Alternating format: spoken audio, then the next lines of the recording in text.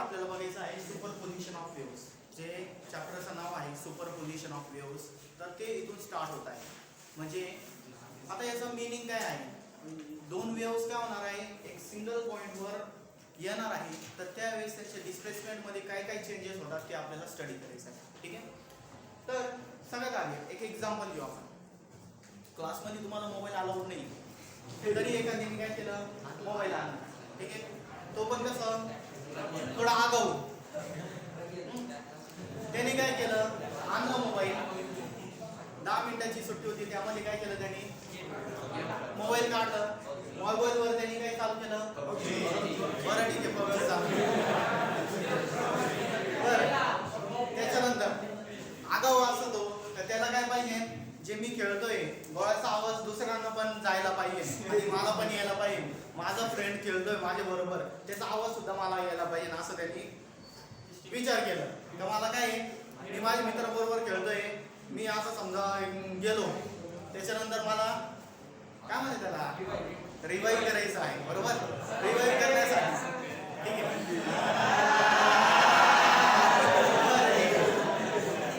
Revive करण्यासाठी त्याला काय करायचं आहे, मित्राला कॉल करायचं आहे. कॉल करायचं म्हणजे त्या माईकवरच बोलायचं आहे.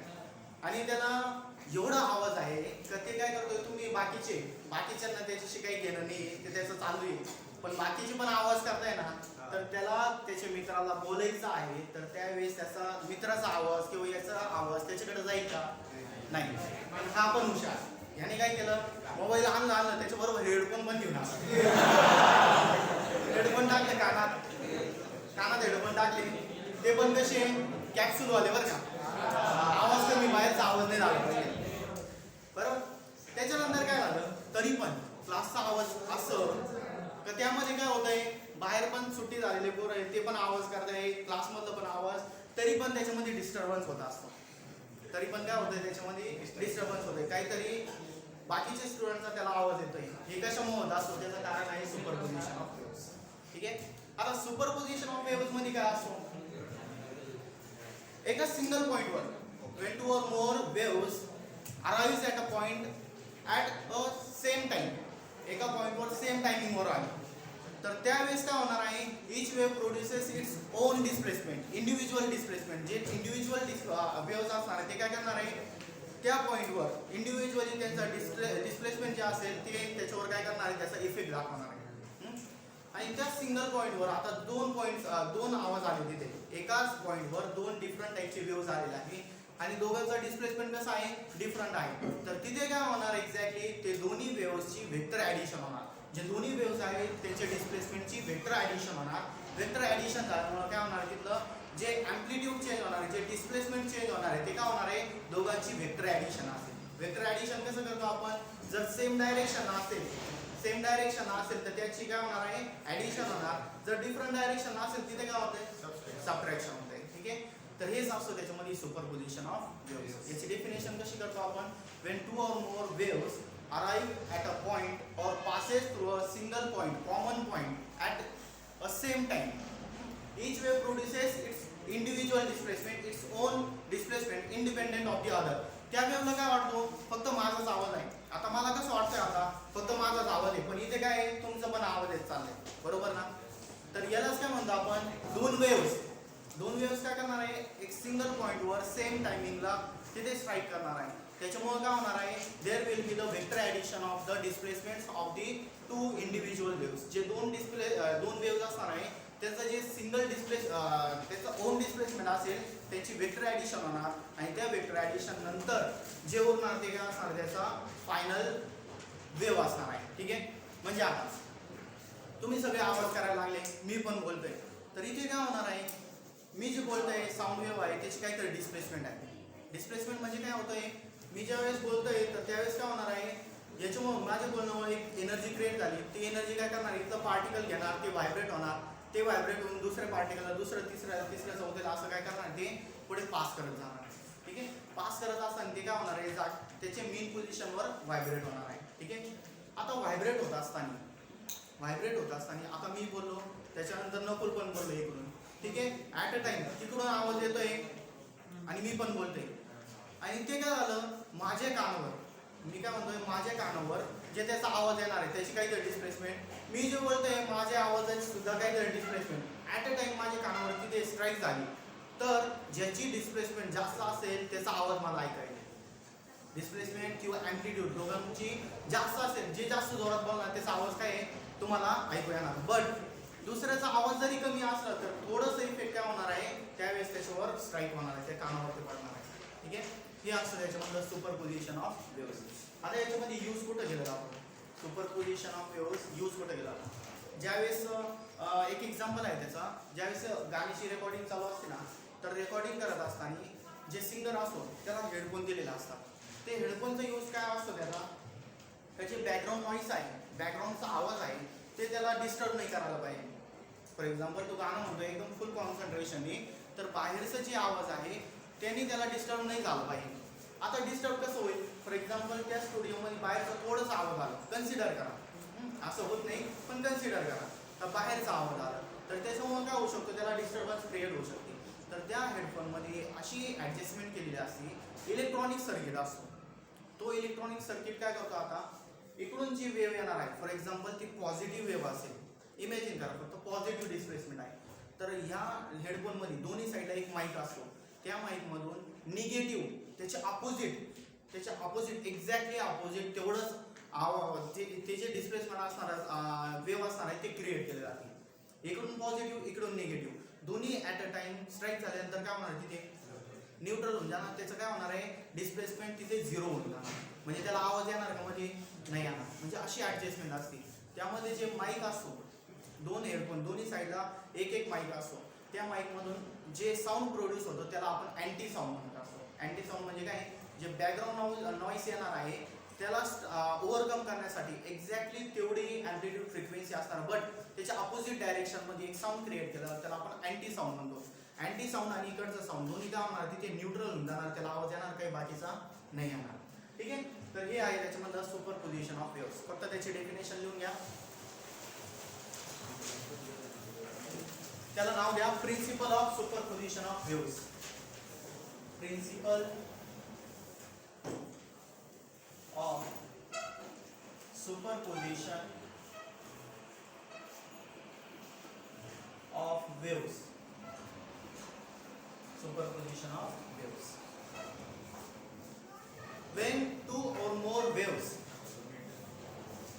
when two or more waves, traveling through a medium, traveling through a medium, traveling through a medium, pass through a common point, pass through a common point, pass through a common point, each wave produces, each wave produces, each wave produces its own displacement, its own displacement, its own displacement. At that point, at that point, at that point, comma, independent of, independent of, independent of the presence of the presence of the other wave, the presence of the other wave, full stop, the resultant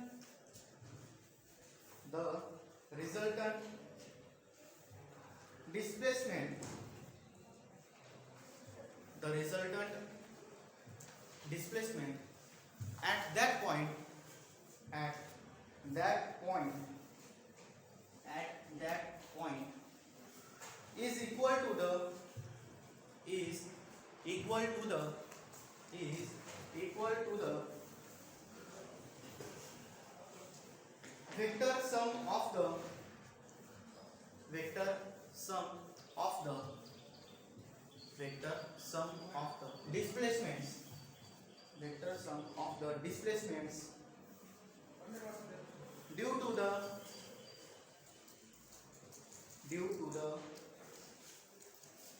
individual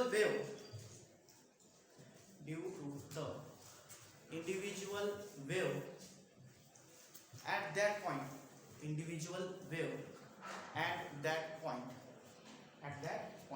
okay समजला हा superposition principal याच्यामध्ये काय असणार आहे when two or more waves passing through a given medium passes through a common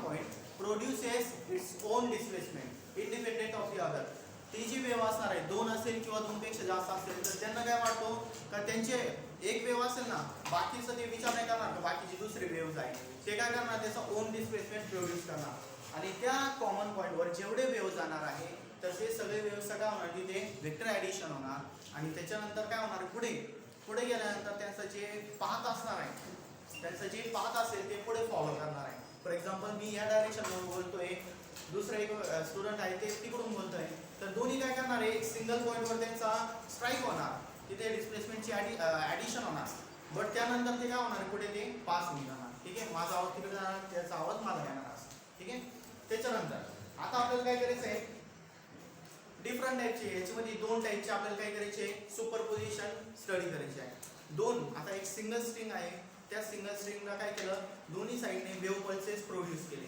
wave pulses produce केल्यानंतर एक काय करतोय दोघांचा इक्वल ॲम्प्लिट्यूड आणि दोन्ही पण काय आहे सेम फेज मध्ये ते जर एका कॉमन पॉईंटवर सिंगल पॉईंटवर जर आले तर त्यावेळेस त्यांचं काय ॲडिशन होणार का सबट्रॅक्शन होणार ते आपल्याला स्टडी करायचं आहे ठीक आहे टायटल त्यामध्ये superposition of two waves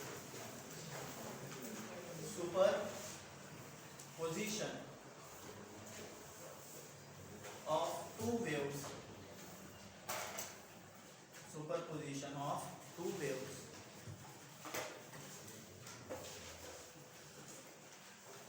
moving towards each other wave pulse करायचे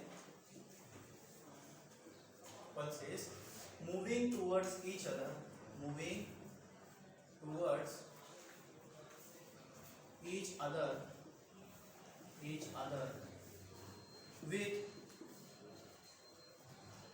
equal amplitude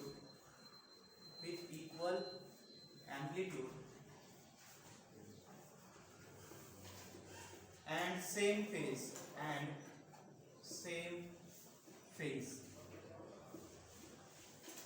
ठीक आहे त्याच्यामध्ये तुम्हाला बुक मध्ये चांगले डायग्राम दिलेले ते नंतर ड्रॉ करा फक्त आपण समजण्यासाठी तिथे वेव्ह पल्सेस कसे ट्रॅव्हल करणार आहे ते आपल्याला लक्षात घ्यायचं ठीक आहे आता दोन वेव्हज आहेत दोन वेव्हज कसे दिलेले आहे of equal amplitude and same phase travelling towards each other ते दोन्ही काय करते एकमेकांच्या जवळ येत आहे फॉर एक्झाम्पल इथून जी वेव्ह आहे ती पण काय होत चालली असेल ही फर्स्ट पल्स झाली त्याच्यानंतर इथे पण काय आहे सेकंड पल्स आली अशी याची डायरेक्शन कुठं आहे टुवर्ड्स राईट याची डायरेक्शन आहे याची टुवर्ड्स लेफ्ट आणि याची टुवर्ड्स राईट आहे ठीक आहे दोन्ही पण काय करते एकमेकांच्या जवळ येत असताना ते काय करणार पुढे इनिशियलला ज्यावेळेस टाइम 0 असेल त्यावेळेस काय होणार ते एकमेकांच्या जवळ येत चाललेले म्हणजे थोडक्यात काय झालं मी इथे एक स्ट्रिंग धरलेली आहे दुसरी स्ट्रिंग दुसऱ्या स्टुडंटने धरलेली आहे ते दोन्ही काय करतो आम्ही ॲट अ टाइम असं त्याला स्ट्राईक करतो स्ट्राईक केल्यानंतर एक पल्स क्रिएट होणार तिकडून पण एक पल्स येते इकडून पण एक पल्स येते एक कॉमन पॉईंटवर जर ते स्ट्राईक झालं त्याच्यानंतर काय होणार ते आपल्याला बघायचं आहे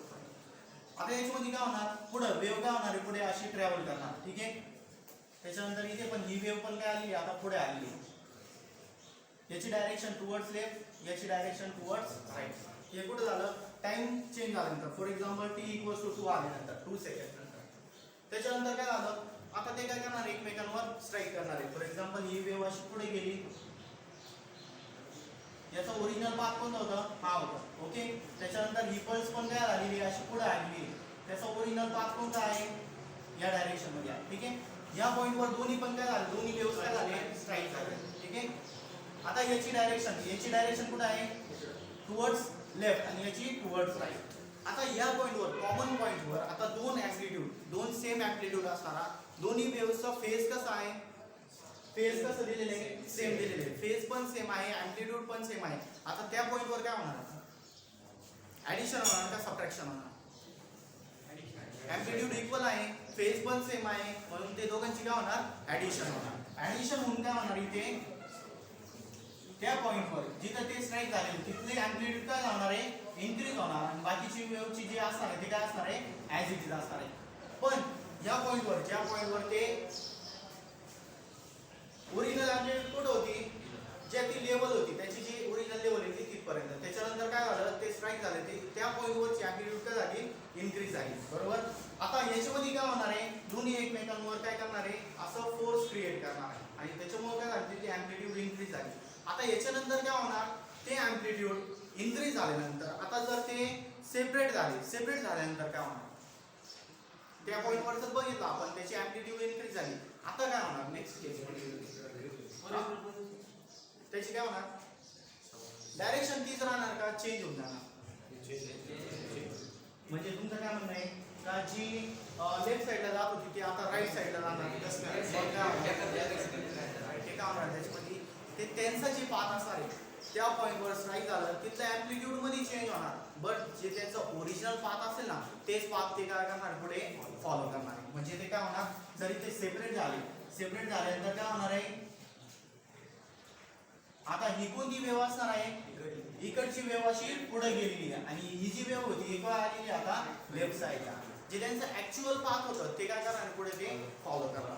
ठीक आहे, समजलं काय होतं याच्यामध्ये, जर त्यांचा पाथ सेम असेल, फेज डिफरन्स जर 0 असेल, सेम असेल, तर त्यावेळेस अँप्लिट्यूडची काय होणार, ऍडिशन होणार त्या पॉईंटसाठी, ती अँप्लिट्यूड इन्क्रीज होणार आणि ते झाल्यानंतर बाकीचं जे असणार आहे जे त्यांचं ऍक्च्युअल पाथ आहे ते काय करणार पुढे ते ट्रॅव्हल करणार आहे. ठीक आहे, हे झालं सेम अँप्लिट्यूड आणि सेम फेजचा.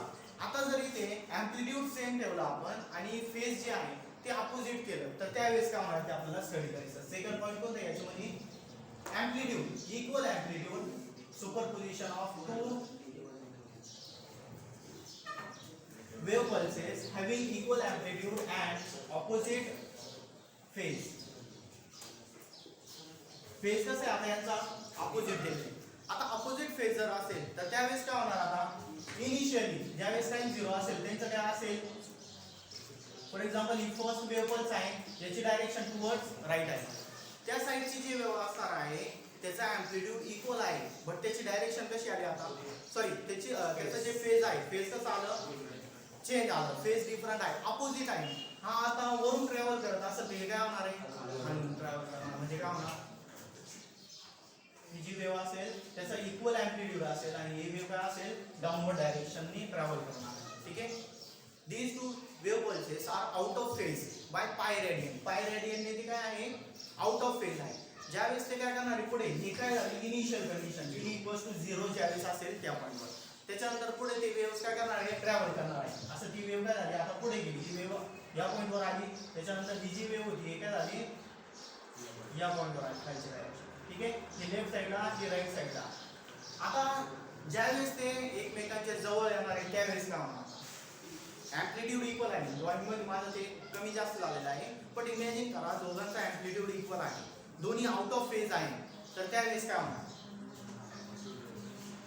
एका सिंगल पॉइंटवर आता ते एक वरून चाललेली एक खालून चाललेली आहे, त्यावेळेस काय होणार, त्या सिंगल पॉइंटवर अँप्लिट्यूड दिलेला असेल, अँप्लिट्यूड इक्वल होतं दोन्ही वेव्हचा. आता ज्यावेळेस ते स्ट्राईक होणार आहे त्यावेळेस काय होणार, स्ट्राईकच्या वेळेस काय होणार, दोन वेव्हची काय होणार आहे, ऍडिशन आहे, तिथे वेक्टर ऍडिशन होऊन चालली आहे, बरोबर ना, वेक्टर ऍडिशन होणार आहे, अँप्लिट्यूड इक्वल आहे बट दोघांचा फेज डिफरंट आहे. तर त्यामुळे काय होणार आहे इथे, ती जी अँप्लिट्यूड असेल ती अँप्लिट्यूड किती होऊन जाणार, त्या पॉईंटसाठी 0 होणार. 0 का बरं, दोन्ही जर वेव्हज एकमेकांवर स्ट्राईक जर झालेले आहे, दोघांचा आउट ऑफ फेज असेल, out of phase bye 180 degree आहे इथे, पाय रेडियनने ती आउट ऑफ फेज आहे, एक वरून चाललेलं एक खालून चाललेलं आहे, तर दोन्ही पण अँप्लिट्यूड ज्या पॉईंटवर येणार आहे ते काय करणार आहे त्यांचा, आता इमॅजिन करा नाही पॉझिटिव्ह आहे निगेटिव्ह आहे, पॉझिटिव्ह निगेटिव्ह काय होऊन जाणार तिथे, दोन वेक्टर आहे, दोघांचं मॅग्निट्यूड इक्वल आहे बट त्यांची डायरेक्शन अपोजिट आहे, म्हणजे दोन्ही पण काय होणार आहे त्या सिंगल पॉईंटवर. असं लेफ्ट साइडने एक काय करतोय फोर्स अप्लाय करतोय, दुसऱ्या राईट साइडने मी पण काय करतोय असं फोर्स अप्लाय करतोय, दोघांचं मॅग्निट्यूड सेम आहे, एक सिंगल पॉईंट आहे. फॉर एक्झाम्पल हा टेबल आहे, या टेबलला काय करतोय मी इकडून फोर्स अप्लाय करतोय, दुसरा एक इकडून फोर्स अप्लाय करतोय, दोन्ही पण आता मॅग्निट्यूड दोघांचा सेम आहे, दोन्ही इक्वल फोर्स अप्लाय करताय, तर हा टेबल जागेवरून हलेल का, नाही होणार, ती त्याची त्याच पोझिशनवर असणार. हे का बरं होत असतो, ते वेक्टरची ॲडिशन होणार. वेक्टर ॲडिशन होतं, एक पॉझिटिव्ह आहे एक निगेटिव्ह आहे, ते काय होऊन जाणार तिथे 0 होऊन जाणार. त्या पॉईंटवर 0 फोर्स आपला होणार. सेम इथे पण काय होणार आहे, या पॉईंटवर एक पॉझिटिव्ह आहे एक निगेटिव्ह आहे, त्या पॉईंटवर काय होणार आहे, जे अँप्लिट्यूड असेल अँप्लिट्यूड किती होणार 0 होऊन जाणार. ही वरची वेव्ह अशी डाऊनवर्ड डायरेक्शनची अशीच राहणार. दोघांचे अँप्लिट्यूड इक्वल आहे. ठीक आहे. त्याच्यानंतर आता इथे अँप्लिट्यूड किती आलं 0 आलं. आता 0 अँप्लिट्यूड झाल्यानंतर पुढे ते काय करणार वेव्ह, ते काय होणार आहे सेपरेट होऊन जाणार. या पॉईंट साठी झालं. आता ज्यावेळेस ते सेपरेट होणार आहे एकमेकांपासून, तर त्यावेळेस काय होणार, आता ते त्यांचा ओरिजिनल पाथ जे होतं ते फॉलो करणार. ओरिजिनल पाथ कोणतं होतं, याचं कोणतं होतं डाऊनवर्ड डायरेक्शन. आता ही वेव्ह कुठे आली, डाऊनवर्ड डायरेक्शनला लेफ्ट साईडला आली, इथे आली. ठीक आहे, हीच डायरेक्शनला. आणि जे वरची वेव्ह होती ती काय होती पुढे चालली अशी.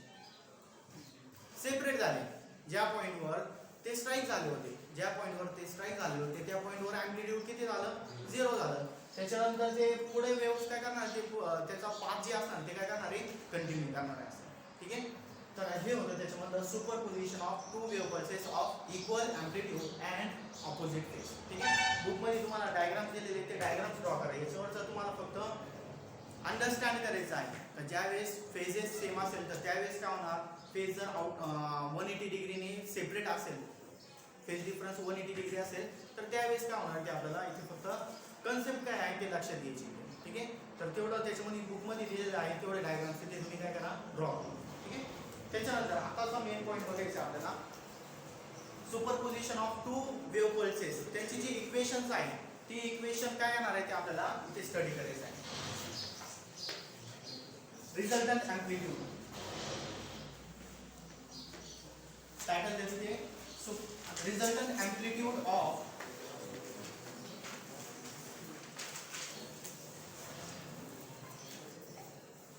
resultant amplitude of superposition of waves, superposition of waves.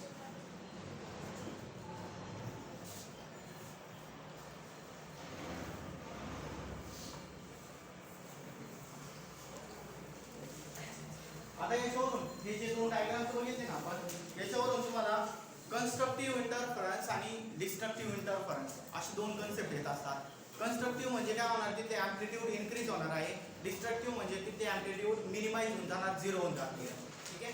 हे आपल्याला वेव्ह ऑप्टिक्सचं जे चॅप्टर आहे त्याच्यामध्ये डिटेलमध्ये स्टडी करायचं आहे. फक्त आपल्याला इथे कन्सेप्ट होती तर ज्यावेळेस दोन्ही वेव्हचा अँप्लिट्यूड इक्वल असेल, फेज सेम असेल, तर तिथे काय होणार आहे कन्स्ट्रक्टिव्ह इंटरफरन्स, म्हणजे तिथे अँप्लिट्यूड मध्ये काय होणार आहे इन्क्रीमेंट होणार आहे.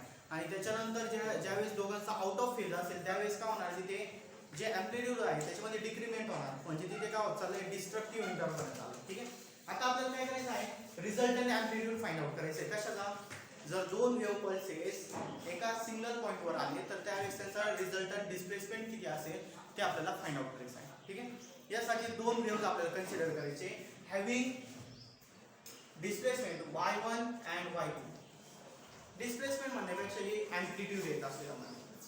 y1 आणि y2 काय आहे अँप्लिट्यूड. अँप्लिट्यूड कशासाठी म्हणत असतो आपण, आता इनिशियल पूर्ण वेव्हचा अँप्लिट्यूड नाही, आपण ज्यावेळेस वेव्ह बघत असतो y चा फॉर्म्युला काय होतं, इनिशियली आपण घेऊ y is equal to a sin काय घेत असतो आपण kx मायनस ओमेगा टी, हा त्याचा फॉर्म्युला आहे. बरोबर. kx मायनस ओमेगा टी काय आहे, त्यामधलं फेज आहे. y आणि x काय असतो, y काय असतो डिस्प्लेसमेंट अलॉंग y ॲक्सिस, आणि x म्हणजे काय असतो डिस्प्लेसमेंट अलॉंग x ॲक्सिस, आणि a म्हणजे काय असतो त्यामध्ये अँप्लिट्यूड असतं, जे वेव्ह असणार आहे त्याचा अँप्लिट्यूड. आणि एका एनी पॉईंटवर y ॲक्सिसवर आपल्याला जर अँप्लिट्यूड फाइंड आउट करायचं असेल, पूर्ण अँप्लिट्यूड म्हणजे मॅक्सिमम डिस्प्लेसमेंट, आणि कोणत्याही पॉईंटवर म्हणजे काय त्याचा y जे असेल ते displacement along y axis. For example he wave आहे, या वेव्ह मध्ये आता फॉर एक्झाम्पल इथे एक पॉईंट आहे ए पॉईंट म्हणून आपण त्याला, त्या ए पॉईंट वरचं आपल्याला जर इक्वेशन घ्यायचे असेल तर y म्हणजे y काय लागणार आपल्याला, इथून हे जे मीन पोझिशन आहे त्याची तिथून तर त्या पॉईंटचा व्हर्टिकल डिस्टन्स, त्याच्यानंतर काय लागणार त्याचा x लागणार, x म्हणजे काय स्टार्टिंग पॉईंट पासून तर एक्स ऍक्सिस चालवून त्याचा डिस्प्लेसमेंट हा एक्स झाला हा वाय झाला, ठीक आहे. त्याच्यानंतर ते साइन वेव्हच्या फॉर्म मध्ये जात असतो म्हणून आपल्याला साइन फंक्शन इथे काय करायचं आहे, यूज करायचं आहे, ठीक आहे. असं आपण काय केलं, दोन वेव्ह पल्सेस घेतले, दोन डिफरंट वेव्ह पल्सेस घेतले. फर्स्ट वेव्ह जे आहे त्याचा जे डिस्प्लेसमेंट आहे ते दिलेलं आहे y1 a1 sin omega T. Sign omega T घेतला म्हणजे ती वेव्हची पोझिशन काय आता, त्याचा डिस्प्लेसमेंट कुठून घ्यायचं आहे आपल्याला, त्याची स्टार्टिंग पोझिशन कुठून घ्यायचं आहे, स्टार्टिंग पोझिशन कन्सिडर करा असं. त्याच्यानंतर जी दुसरी वेव्ह आहे त्याचा ॲम्प्लिट्यूड चेंज झाला, आता a2 झालं. त्याच्यानंतर त्याच्यामध्ये y1 आणि y2 मध्ये काहीतरी फेज डिफरन्स आहे आणि ते फेज डिफरन्स साठी आपण याच्यामध्ये फाय ऍड करणार, म्हणजे सेकंड वेव्ह जी असणार आहे ती असणार आहे y2 a2 sin omega t plus five. म्हणजे फाय काय झालं, दोघांचा फेज डिफरन्स. हे फेज डिफरन्स कोणामध्ये ऍड होणार, सेकंड वेव्ह मध्ये होणार, ठीक आहे. असे दोन वेव्हज ज्यांची इक्वेशन आपल्याला या टाइपने दिलेली आहे ते दोन्ही एका सिंगल पॉइंट वर जर आले तर त्यावेळेस काय होणार आहे, त्यांचा रिझल्टंट ॲम्प्लिट्यूड किती असेल ते आपल्याला फाइंड आउट करायचं आहे, ठीक आहे. तर first resultant displacement. Resultant displacement साठी काय करावं लागेल आपल्याला,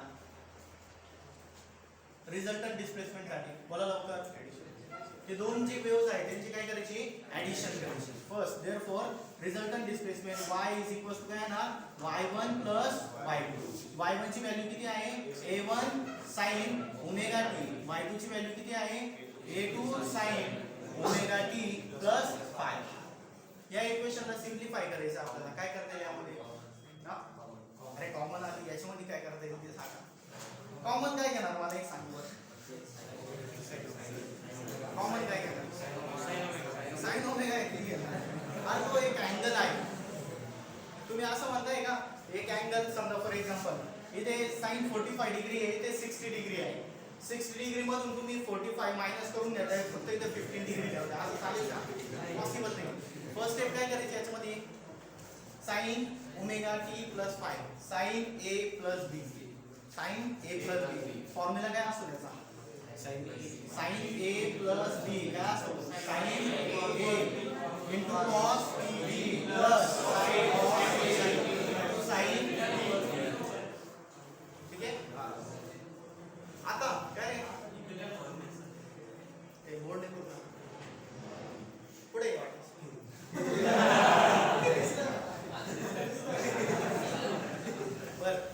याच्यानंतर नेक्स्ट स्टेप काय करायची, फॉर्म्युला यूज करायचा.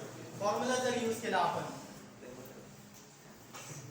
फॉर्म्युला यूज केला तर y इज इक्वल टू किती येणार, मग y is equal to a1 sin omega t as it is राहणार प्लस a2 चा काय होणार आहे, a2 sin omega t into cos phi plus a2 cos omega t into sin phi. Sine a cos b चा formula आपण इथे use केला, ठीक आहे.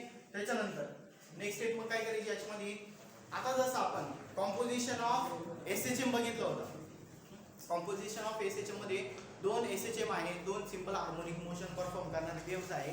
त्यांचं जर आपण ऍडिशन केली तर त्यावेळेस आपण सेम जी प्रोसेस फॉलो केलेली होती ना तेच इथे करायची आहे. जिथे कॉस तिथे त्यामध्ये काय होतं, sine phi 1 plus sine phi 2 असं होतं. तर याच्यामध्ये पण काय करायचं आता आपल्याला, हे जे दोघांमध्ये बघा इथे काय आहे साइन ओमेगा टी, इथे पण काय आहे साइन ओमेगा टी. ते जर कॉमन घेतलं इथे काय राहणार, मग a1 plus a2 cos five ब्रॅकेटच्या बाहेर काय येणार साइन ओमेगा टी. त्याच्यानंतर याला पण काय करायचं, जे cos ओमेगा टी आहे ना ते साइडला घ्यायचं. इथे काय होतं a2 sin फाय इंटू काय होणार cos ओमेगा टी. आपल्याला cos ओमेगा टी ठेवायचं आहे म्हणून आपण त्याला काय केलं, बाहेर घेतलेलं आहे फक्त, ठीक आहे. त्याच्यानंतरची स्टेप मध्ये हे जे ब्रॅकेट आहे a1 plus a2 cos five याला म्हणायचं a cos theta, a cos theta. a cos theta का बरं घेतला आपण, याच्यामध्ये a1 sin याच्यामध्ये a2 cos फाय आणि a2 sin फाय. म्हणजे काय आलेलं आहे, a जर वेक्टर घेतला आपण तर त्याचे दोन कॉम्पोनंट्स आले, बरोबर. हे कॉम्पोनंट्स कधी घेत असतो आपण कॉस थिटा आणि साइन थिटा कधी घेत असतो ज्यावेळेस वेक्टर रिझॉल्व झालेला असेल त्यावेळेस. आता यामध्ये पण काय करायचं आपल्याला हे जे दोन वेक्टर्स आहेत ते रिझॉल्व आहे आणि त्यांचा सिंगल इफेक्ट घ्यायचा आहे. म्हणून हे दोघांचं सिंगल इफेक्ट काय घेतलं आपण जे दोन डिफरंट अँप्लिट्यूड होती तर त्यांची रिझल्टंट काय घेतलं एक घेतलं आणि जे अँगल होतं ते काय घेतलं नवीन एक फेज अँगल घेतलं तो होतं त्याच्यामधला थिटा. त्याच्यानंतर इथे सिमिलरली इथे a2 sin phi a2 sin phi साठी काय केलं आपण इथे a sin theta. ठीक आहे जे फेज होतं फेज चेंज होऊन जाणार आहे ज्यावेळेस ते दोन वेव्हज एक सिंगल पॉइंटवर स्ट्राईक करणार आहे त्यावेळेस त्यांचा फेज चेंज होऊन जाणार आहे. त्याच्यानंतर ही दोन व्हॅल्यूज काय करायची याच्यामध्ये इनपुट करायची. देअरफॉर याला इक्वेशन याला नंतर इक्वेशन घेऊ. Therefore y is equal to काय होणार याच्यामध्ये काय घेतो आपण a cos theta into sin omega t plus इथे काय घेतलं a sin theta into cos omega t. बरोबर. नेक्स्ट स्टेप काय करता येईल यामध्ये याच्यामध्ये a जर कॉमन घेतलं तर फॉर्म्युला कोणता तयार होतो cos a sin b कोणता sin a plus b sin a cos b plus cos a sin b म्हणजे इथे पण दिसतंय ना sin a cos b plus cos a sin b. म्हणजे याच्यावरून काय लिहू शकतो आपण therefore y is equal to a sin omega t plus theta. हे झालं त्याचा रिझल्टंट डिस्प्लेसमेंट. रिझल्टंट डिस्प्लेसमेंट कसं घेतलं आपण याच्यामध्ये जे रिझल्टंट अँप्लिट्यूड आहे a1 आणि a2 होती तर त्याच्याऐवजी काय घेतलं आपण a घेतलं फक्त. त्याच्यानंतर याच्या आधीचा फेज डिफरन्स किती होतं 5 एवढं होतं तर त्यामध्ये चेंज होणार आणि ते चेंज होऊन किती झालं याच्यामध्ये थीटा झाला. ओके. त्याच्यानंतर आता a म्हणजे काय आहे याच्यामध्ये रिझल्टंट अँप्लिट्यूड आहे तर ते रिझल्टंट अँप्लिट्यूड साठी ते फॉर्म्युला किती येणार आहे दोन वेव्हज दिलेले आहे तर त्या दोन वेव्हचा सिंगल अँप्लिट्यूड किती येणार आहे त्यासाठी आपल्याला एक फॉर्म्युला डिराइव्ह करायचा आहे. ठीक आहे तर त्यासाठी इथपर्यंत लिहून घ्या.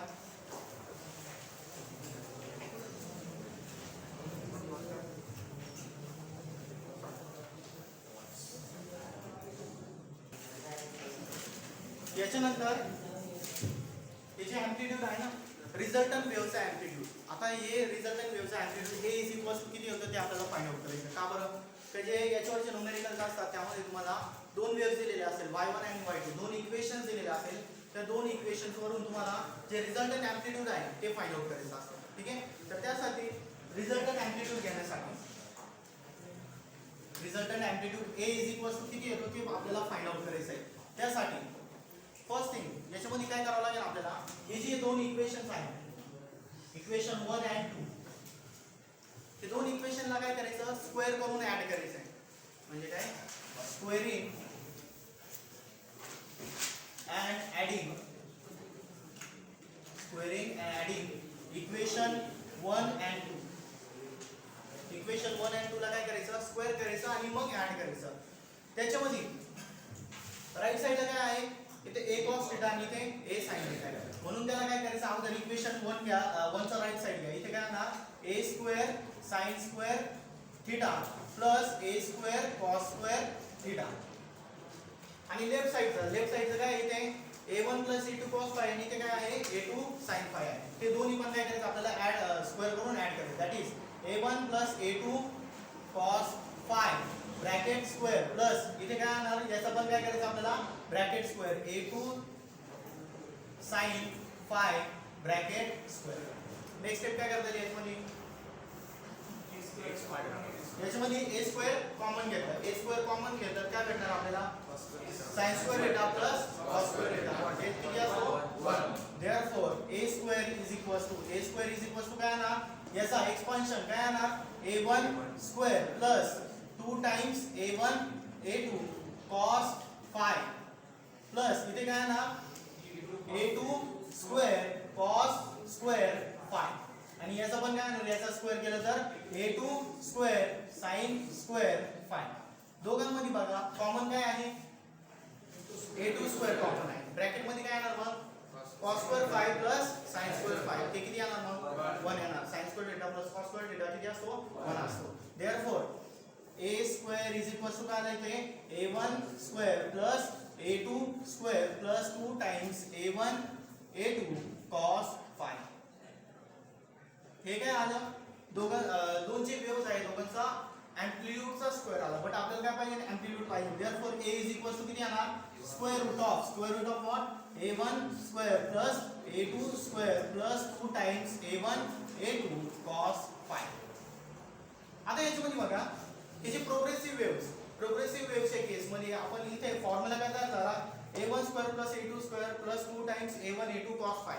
ज्यावेळेस आपण SHM चं कॉम्पोजिशन बघितलं होतं त्यामध्ये काय चेंज होतं,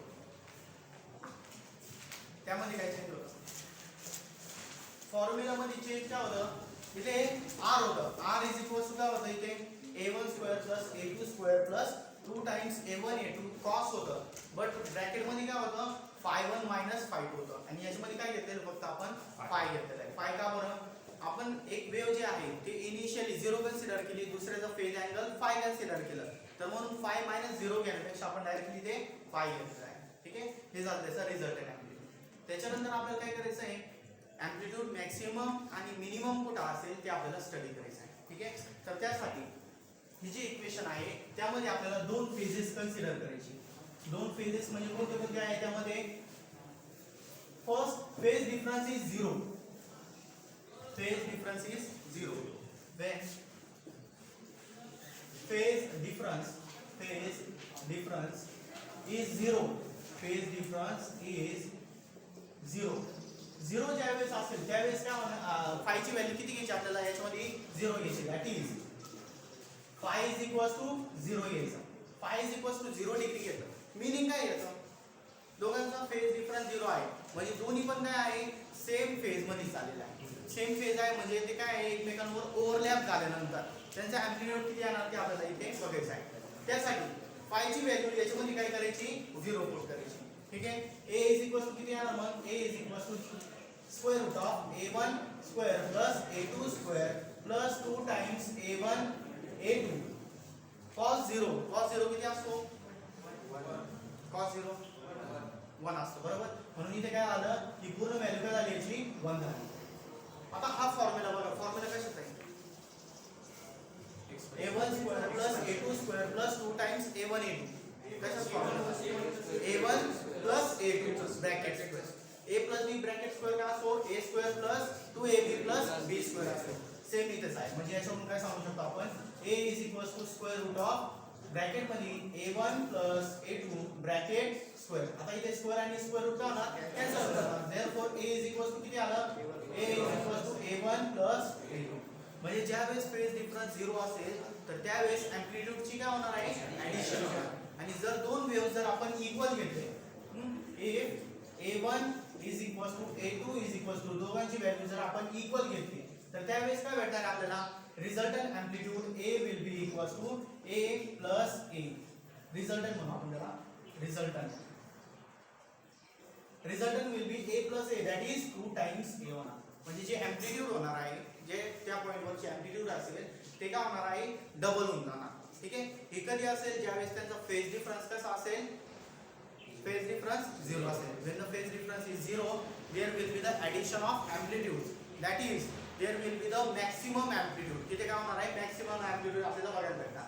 त्याच्यानंतर second case, when phase difference is, he first झाली. त्याच्यानंतर सेकंड केस घ्यायची आपल्याला, when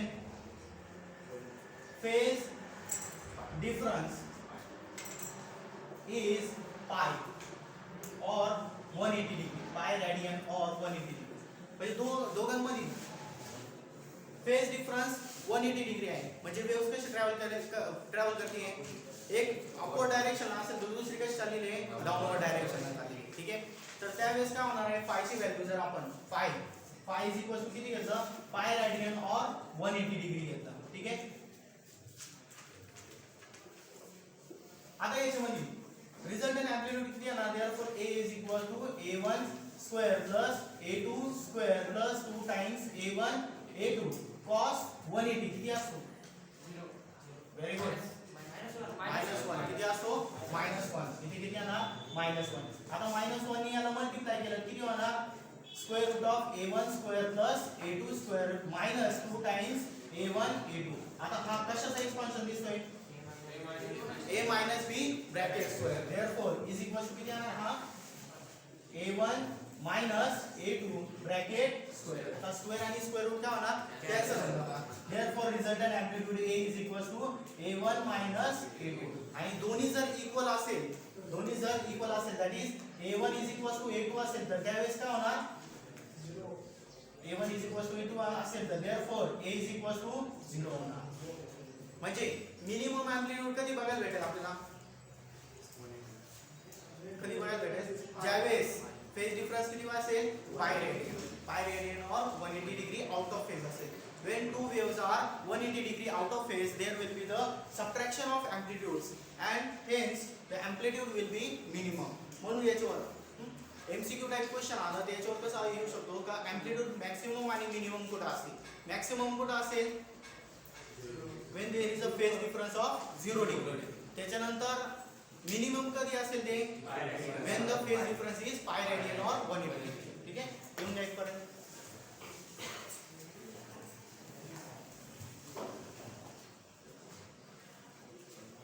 याच्यानंतर आपल्याला इंटेन्सिटीचा पार्ट बघायचा आहे.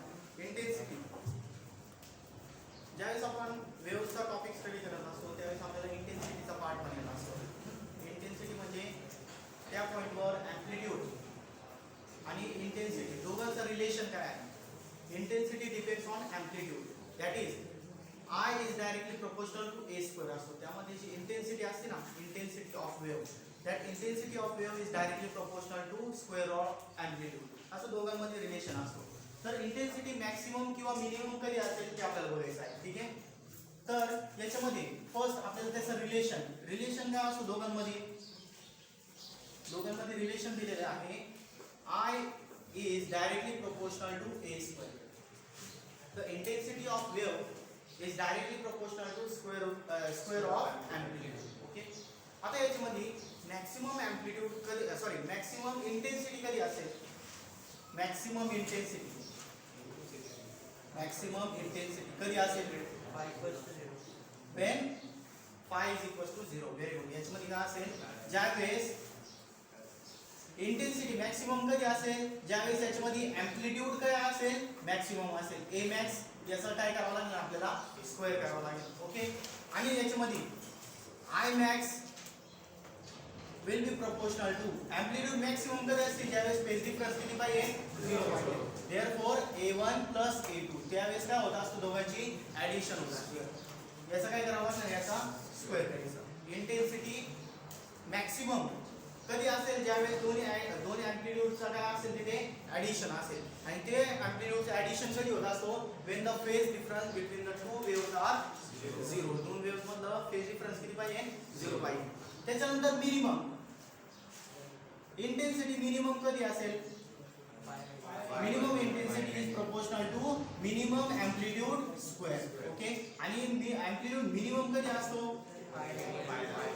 when phase difference is pi radian. therefore I minimum will be equal to a1 minus a2. Minimum amplitude किती असतो a1 minus a2 आणि मॅक्सिमम किती असतो a1 plus a2. ज्यावेळेस दोन वेव्हचं ऍडिशन होणार आहे त्यावेळेस इंटेन्सिटी पण काय होणार आहे मॅक्सिमम असेल. त्यावेळेस फेज डिफरन्स किती असेल दोन वेव्ह मध्ये 0 डिग्री असेल. ओके आणि मिनिमम कधी असेल ज्यावेळेस दोन वेव्ह मधला फेज डिफरन्स पाय रेडियन असतो 180 डिग्री असतो. त्यावेळेस दोन वेव्हची एम्प्लिट्यूड जे असेल त्या एम्प्लिट्यूडची सबट्रॅक्शन होणार आणि सबट्रॅक्शन जर झाली तर त्याच्यामध्ये इंटेन्सिटी पण कशी असेल मिनिमम असेल. ठीक आहे हे झालं मिनिमम आणि मॅक्सिमम इंटेन्सिटीचा फॉर्म्युलामध्ये रिलेशन झालं. ओके त्याच्यानंतर आपल्याला याच्यावरचे काय घ्यायचे न्यूमेरिकल्स घ्यायचे. लवकर इथपर्यंत लिहून घ्या.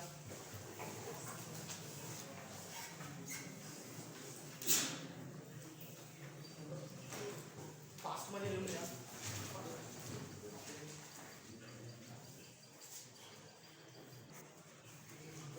न्यूमेरिकल एक्झाम्पल घ्या. त्यामध्ये the displacements of two waves the displacements of two waves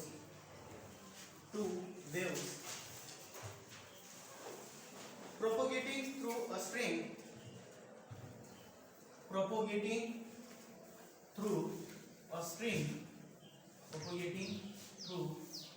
string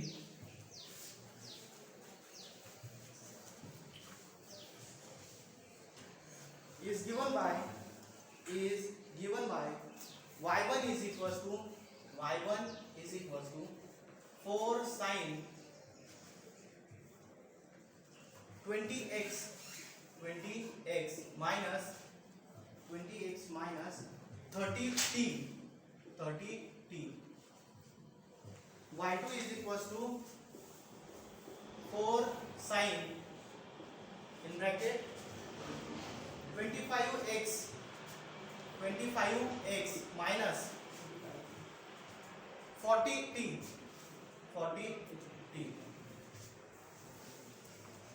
where x and y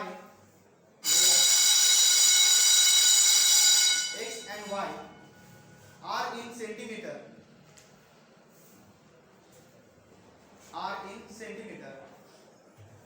and t is in second.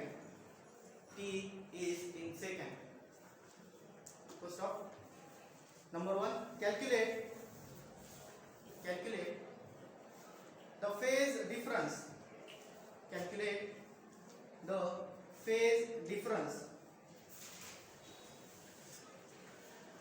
Between these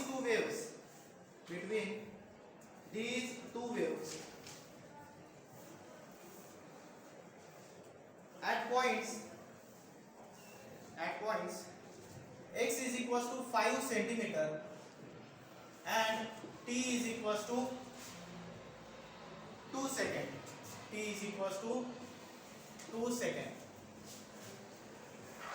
Full stop. Number 2, when these two waves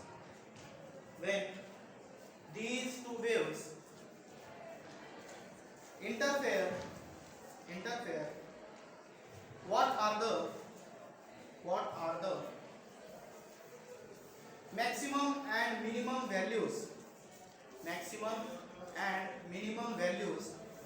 of the intensity.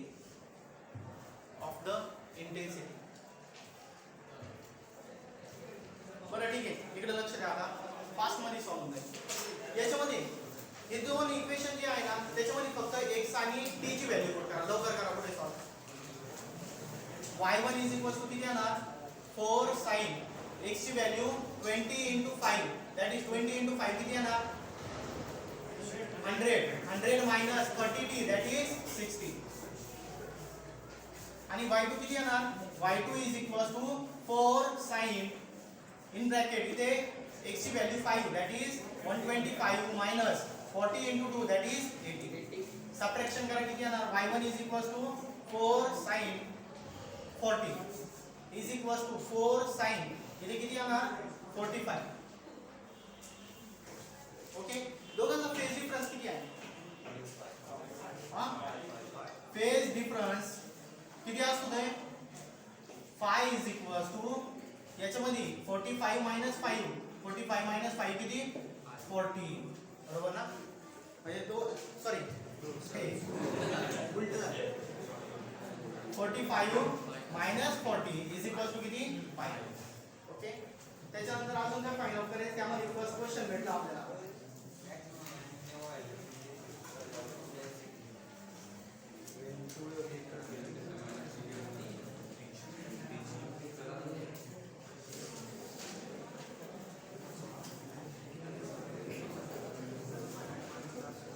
आता याच्यामध्ये maximum किती असेल?